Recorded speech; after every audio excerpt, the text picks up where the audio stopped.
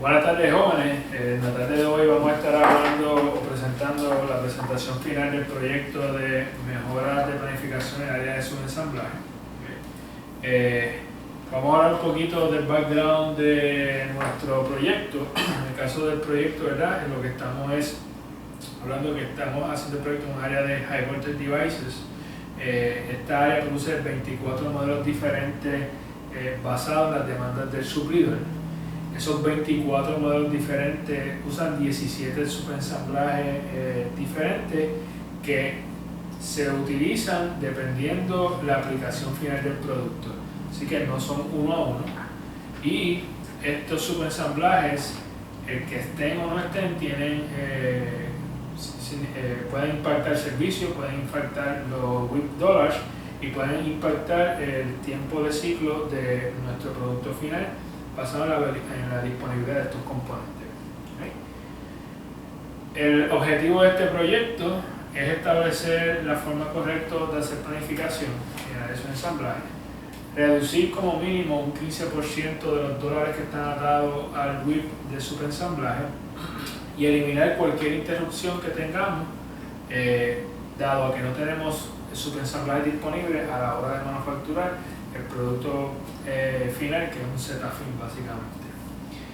¿Cómo vamos a estar o cómo se llevó el proyecto a cabo? El proyecto se utilizó la metodología de DMAIC, que es básicamente Define, Measure, Analyze, Improve y Control. Esa fue la metodología que utilizamos para hacer todo el análisis necesario e implementar nuevos procesos. ¿Okay? El proyecto, como fue planificado y ejecutado, empezaba el 16 de enero del 2015 y fue completado el 12 de febrero del 2016. Ese fue el scope y así fue que se definieron las fases del proyecto como se estuvieron trabajando. En el caso de si había algún costo o algún dinero asignado a este proyecto, no. Las argumentaciones no, nosotros no tenemos dinero ni para gastar en este proyecto. Cualquier costo que hubiese que incurrir, ¿verdad?, de comprar algún equipo o algo adicional, pues tenemos que justificarlo y en ese momento entonces tratar de conseguir la aprobación para eso. En el caso de los annual savings, ¿cuánto es lo que nosotros esperamos o esperábamos que el proyecto nos diera? Por lo menos estamos buscando una reducción de $42,000, que es un 15% del WIP overall que teníamos en el negocio. ¿Okay? Ya aquí en esta parte estamos hablando de la parte de Measure, ¿verdad? Ya aquí estamos mirando cuáles son los componentes y sus costos. Eso fue una de las primeras cosas que hicimos. Nosotros sabíamos que tenemos 17 subensamblajes. En el tema de arriba lo que estamos viendo es cada uno de sus subensamblajes, su descripción, los part numbers de ellos y su standard cost. ¿Okay? Y si es una unidad, si son dos, básicamente esto es una unidad cada uno. Y ahí tenemos cómo se distribuye esos componentes. En la parte de abajo, lo que les estamos presentando, ¿verdad?, un pareto, cuál es el costo más o menos de estos componentes, donde pueden ver que los más costosos son estos de aquí, que básicamente son baterías capacitores y los filtros. Esos son los componentes más caros que se utilizan dentro de nuestro device final. ¿Okay? Luego de eso, procedimos a entender cómo es el flujo de esos procesos, cómo es que fluye ese subensamblaje, y en este flujograma o este value stream que se hizo, también calculamos cuánto es el tiempo, buscamos el tiempo que se toma cada de esos procesos. Y pues tenemos aquí el ejemplo de uno, en el caso de los filtros, ¿verdad? Nosotros recibimos eso no viene de un suplidor local, eso viene a través de aire, luego un carrero local lo trae a la planta, luego receiving lo recibe, va a una inspección de incoming, inspection, luego va a la línea de manufactura donde se hace otra inspección. ¿Okay? Esta redundancia de inspección se hace simplemente para asegurar que durante el proceso de transferirlo de incoming hacia la línea no haya ningún defecto ni haya nada problema. Luego de eso, en el caso del filtro, ¿verdad?, hacemos el weld flex filtro, soldamos el flex con el filtro, luego aplicamos en el tubing, le aplicamos con lumen. Luego la inspección del QC, luego de eso se le aplica RTV, luego se hace una prueba y luego que se hace esa prueba, nuevamente va al área de inspección. Una vez la orden está inspeccionada, entonces va al Kanban de la línea como un producto final. El proceso de planning entra en este punto aquí, que es donde empezamos a hacer. Este flowchart, este manifesting se hizo para todos sus ensamblajes, para poder ver cómo se comportaban y calcular los tiempos de ellos. ¿Okay? Luego de esto, fuimos al proceso de entender cómo se planifica. ¿Okay? Y encontramos que hay dos tipos de planificación que se hacen aquí. Una es hecha por el área de planning, que son los llamados realmente al sector planning de la organización, y otra que lo hacen los líderes del área de manufactura. ¿Okay? Y cuando fuimos a comparar las dos áreas, básicamente ambos hacen casi lo mismo, pero al final se desvían las rutas que siguen. Y para explicarlo rápido, ¿verdad? En el caso de lo que es el planner, básicamente lo que hace es que corre un reporte en el sistema SAP, que es el sistema que nosotros utilizamos para llevar nuestras finanzas y nuestros inventarios. Y en ese reporte, que es el MEB, calcula todo el inventario que tenemos en los material handlers, que son las personas llamadas a distribuirnos ese material, que ya son productos finales, son ensamblajes completados, y los materiales que tenemos, los puntos de uso, ¿verdad? Puntos de uso es un kanbancito que tiene el empleado en su estación de trabajo, que de ahí es que utiliza para ensamblar las unidades. Luego de eso corre otro reporte en SAP también, que es el reporte CONG, en donde calcula cuánto inventario, cuántas órdenes ella tiene lanzadas en el proceso de su ensamblaje, para saber cuánto es lo que ella está esperando que ya se esté manufacturando. ¿Okay? Una vez ella calcula este WIP también, ella lo que hace es que dice, ok, la suma del WIP que tengo corriendo en el proceso de su ensamblaje, más los que ya tengo completado, verifico cuál es lo calculo y verifico qué es lo que voy a lanzar. Si tengo material suficiente para cubrir lo que voy a lanzar, simplemente no hago nada. Si de alguno de ellos no tuviese material suficiente, pues entonces genero una orden de trabajo para que se produzca. ¿Okay? Eso es lo que hace el planner de la organización. ¿Qué es lo que hace nuestro team leader o líder de grupo dentro de la manufactura? En ese caso, el team leader corre el mismo reporte de MEB en SAP. Luego de eso, calcula, al igual que la planner, los materiales que tenemos en los materiales handling y los puntos de uso.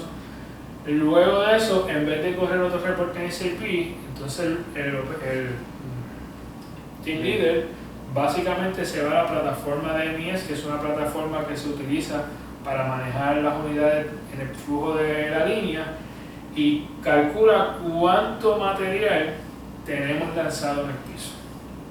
¿Okay?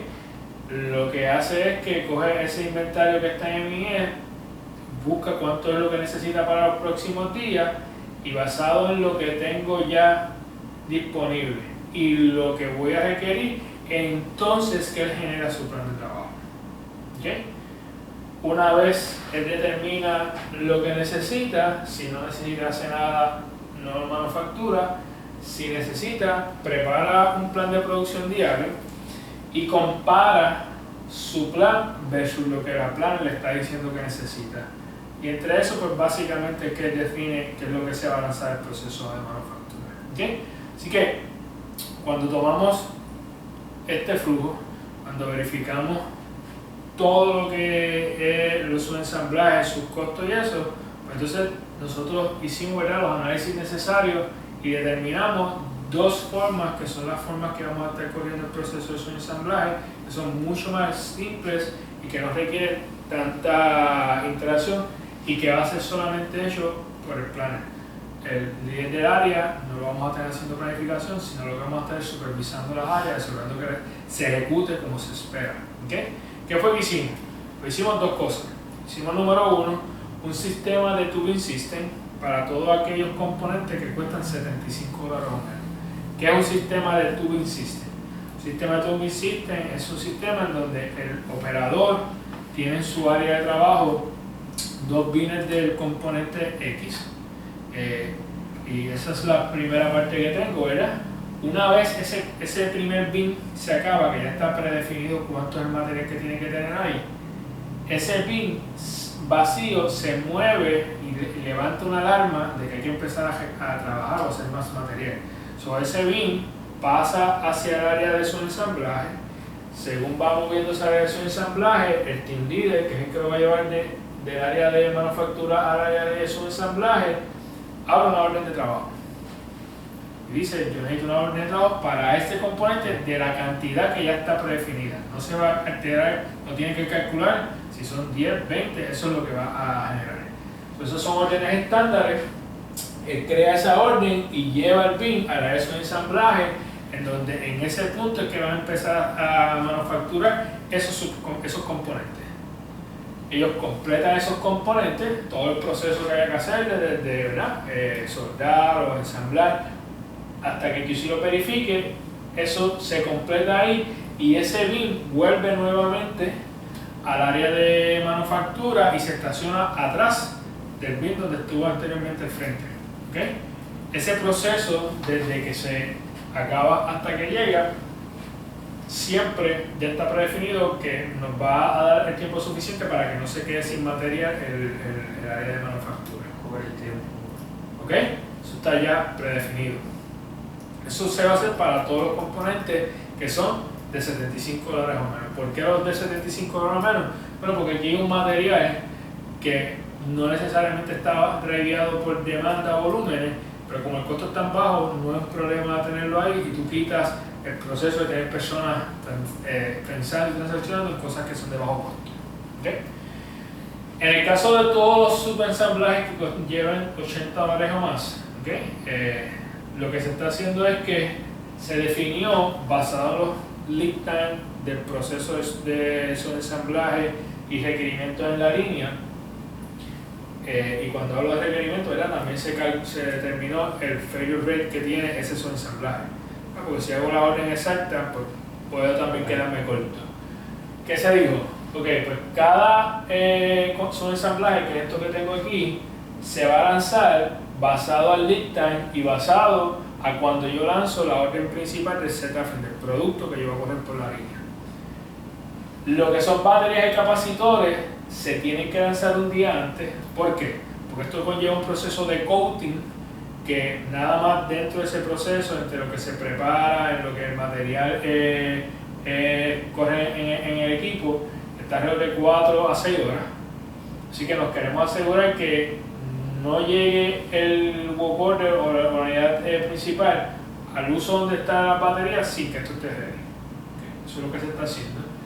En el caso de los filtros y los backcase, básicamente se puede lanzar el mismo día que se lanza el work order, porque su lead time nuevamente es lo suficientemente corto para que cuando ese work order llegue al uso a donde se usa el filtro y el backcase, ya eso va a estar ensamblado y ready para la utilización.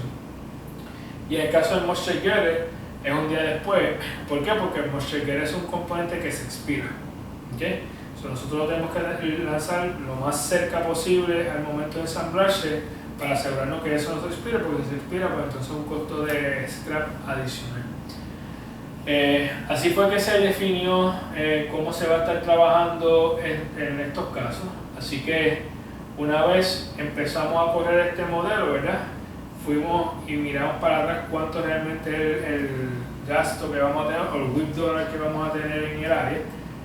Y esto fue los savings finales después de haber cogido el proyecto. De $150,000 que cogíamos el año pasado en WIP average al final de cada mes, y cuando digo WIP average, todos esos subensamblajes tienen un costo de $150,000 en nuestro inventario. Ahora, con el sistema nuevo que estamos trabajando, eso solamente va a tener $80,000 de gasto. Eso es una reducción básicamente de un 50% que excedió mucho el 15% que habíamos estipulado al principio del proyecto. ¿Okay? Así que, habiendo dicho eso, jóvenes, dudas o preguntas que tengan. ¿No? Muy bueno. ¿Qué significa POU? ¿Qué significa qué? POU, P-O-U. Punto de uso, point of use. ¿Okay? Point of use. Merido. Si no hay dudas ni preguntas, muchas gracias y buenas tardes. Buenas tardes. Bueno.